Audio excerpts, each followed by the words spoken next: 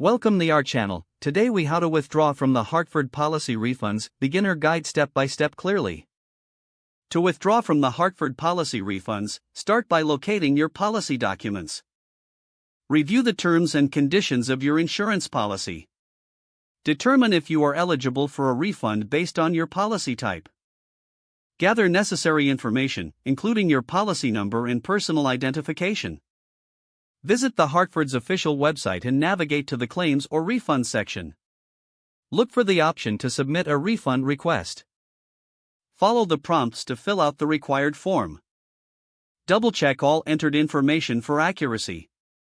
Submit the completed form online or print it for mailing, depending on the options available. Keep a copy of your submission for your records.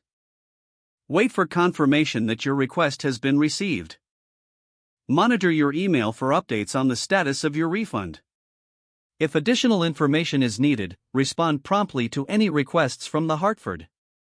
Once approved, note the duration of the refund processing timeline. Finally, check your bank account or mailbox for the refund once it has been processed. If the page does not load, refresh the browser or try again in a private or incognito window.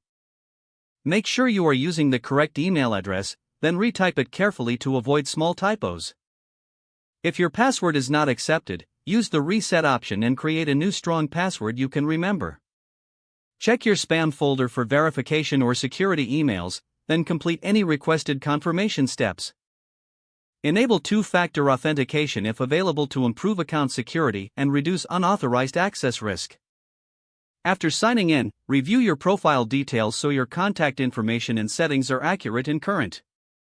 If you see an error message, note it down and try again after restarting your device and internet connection. Log out when you finish, especially on shared devices, to keep your account and payment information secure.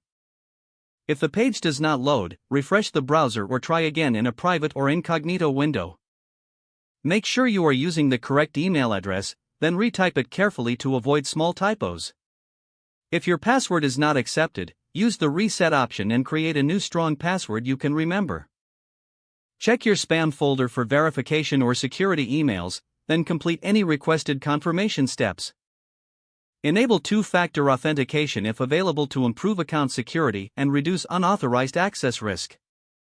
Don't forget to like this video and subscribe to our channel for more step-by-step tech guides.